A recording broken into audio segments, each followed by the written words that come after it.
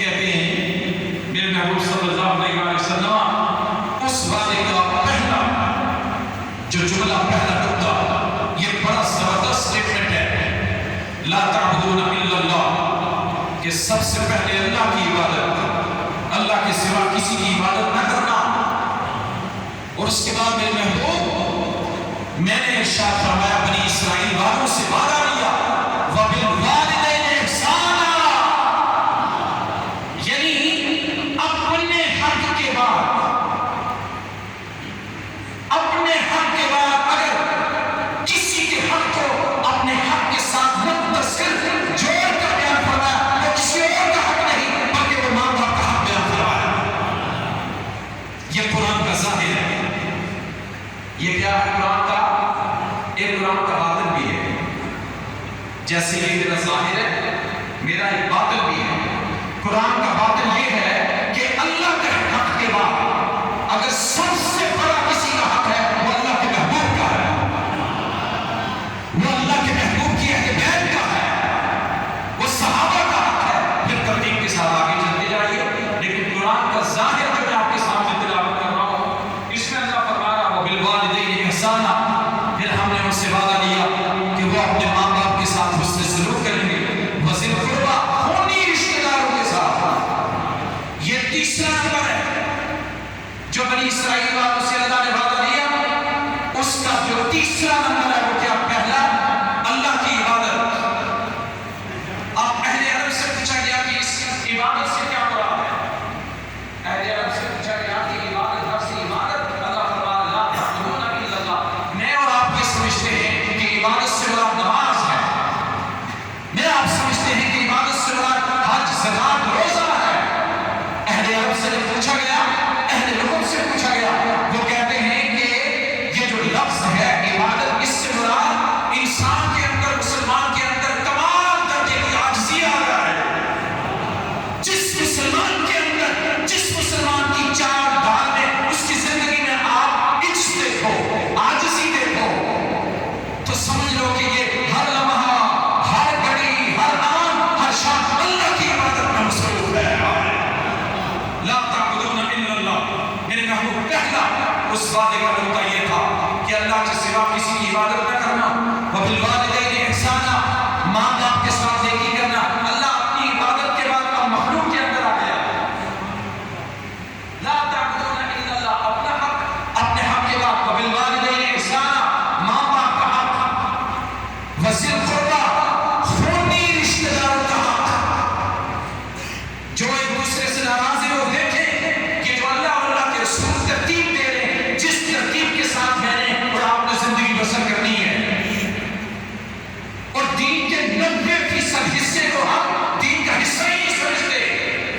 ہم یہ سمجھتے ہیں دین نماز ہے، ہم یہ سمجھتے ہیں دین صرف روزہ ہے، حج ہے، زکات ہے، جبکہ دین کو جب تقسیم کیا گیا تو دیکھا کہ 90% حصہ وہ آپ کے ماں باپ کے حسن سلوک میں رکھا گیا ہے، خونی رشتہ داروں کے ساتھ حسن سلوک میں رکھا گیا ہے۔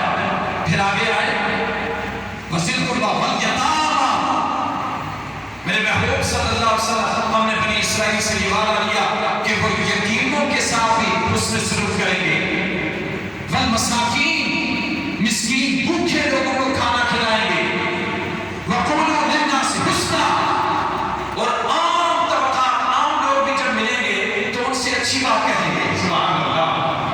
یہ کرنے کے بعد اب قرآن کہتا ہے کہ اے میرے محبوب صلی اللہ علیہ وسلم ہم نے بنی اسرائیل سے یہ بھی وعدہ لیا وَأَقَامُوا الصَّلَاةَ۔ اب ذرا گنتے آئے یہ جو بنی اسرائیل سے اللہ نے وعدہ لیا، گنتے آئے۔ پہلا لا تعبدون الا اللہ، میرے محبوب سب سے پہلا وعدہ کہ اللہ کے سوا کسی کی عبادت نہیں کرنی، نمبر 1۔ نمبر 2 وبالوالدین احسانا، اپنے ماں باپ کے ساتھ حسن سلوک کرنا ہے۔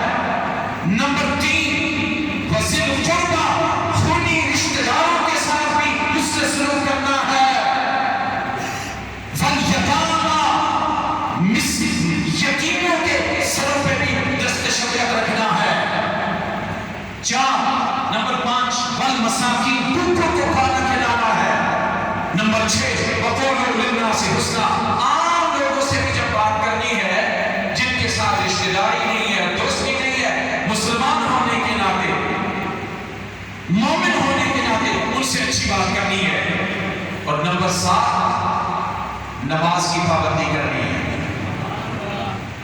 نماز جیسی عبادت کو 7ویں نمبر پہ بیان کیا جا رہا ہے. سبحان اللہ.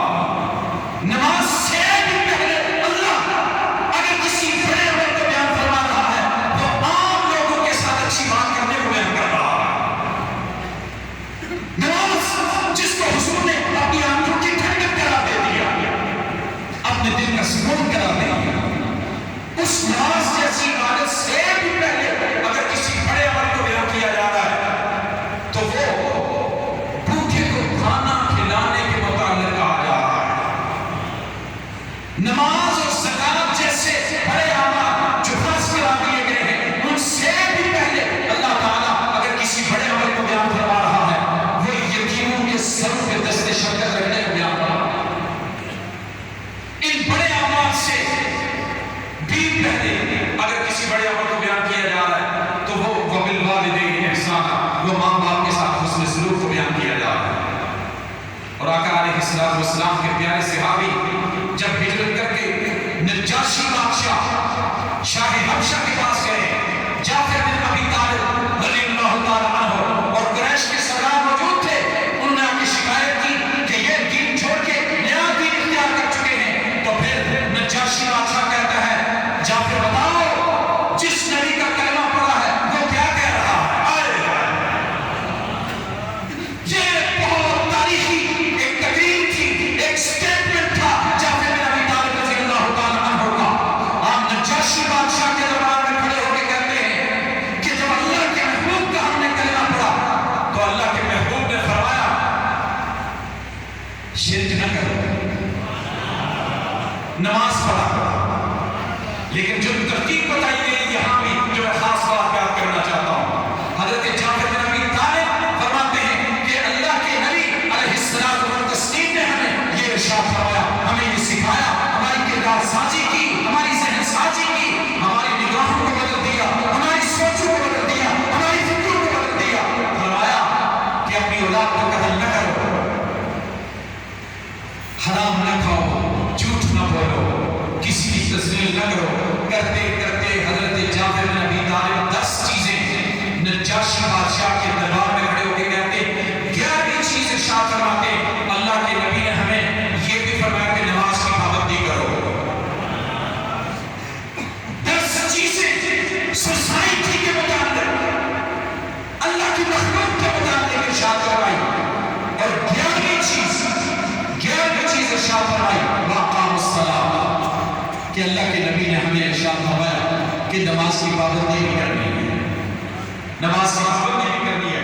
اسی طرح آپ آج پارہ نمبر 5 کے اندر, یہ پارے کا نام ہے المحصنات,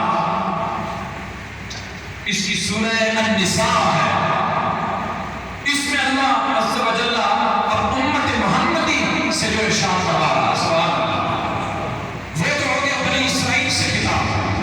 اب جو مصر آپ سے اللہ عز و جل نے خطاب فرمایا بزبان مصطفیٰ صلی اللہ علیہ وآلہ وسلم, ذرا اسے سماعت فرمائے اپنے گریبانوں میں جا کے ہم کہاں پہ کھڑے ہیں. یہ آیت نمبر 36 ہے, 36 سورۃ النساء, پارہ نمبر 5, پارے کا نام المحصنات. فرمایا فاعبدوا اللہ, ایک اللہ کی عبادت کرو, ولا تشرکوا بہ شیئا, اے میرے محبوب کی محبوب امت, اللہ کے ساتھ کسی کو شریک نہ ٹھہراؤ. یہ اللہ نے اپنا حق بیان کر دیا. اور میں آپ کے سامنے 12 ربیع الاول پچھلے جمعہ آپ کو بھی عرض کر چکا ہوں کہ حضور نے فرمایا کہ میں نے اپنی امت سے شرک کو اس کی جڑ سے اکھاڑ کے باہر پھینک دیا. میری امت شرک میں جمع نہیں ہوگی, دنیا کی محبت میں جمع ہو جائے گی, لیکن میری امت شرک نہیں کرے گی. سبحان اللہ. ذرا اونچی آواز سے کہیں قل هو اللہ احد اللہ الصمد لم یلد ولم یولد ولم یکن له کفوا احد. اللہ اپنا حق بیان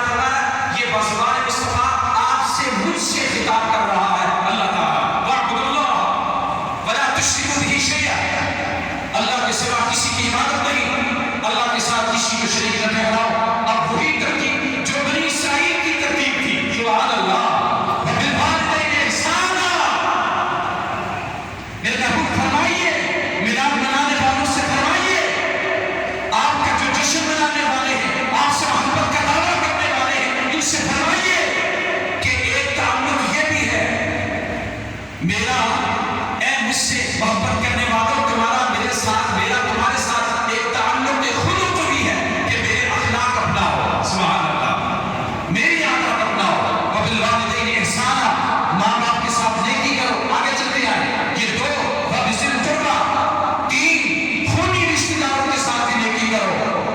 والیتامی، پھر یتیموں کی بات کئی ہزار سال پہلے جو اللہ نے اس وقت کی لاڈلی قوم سے وعدہ لیا، بنی اسرائیل سے، وہ وعدہ اور آج جو مجھ سے اور آپ سے اللہ بار بار وعدہ لے رہا ہے، سبحان اللہ، اور یاد کروا رہا ہے، لے چکا ہے، یاد کروا رہا ہے. اس میں فرق دیکھے کوئی نہیں ہے. اب جتنے ہم لاڈلے تھے، اتنا ہی سخت آرڈر آ رہا ہے، سخت حکم آ رہا ہے. وبالوالدین احسانا، ان سے کہیے ماں باپ کے ساتھ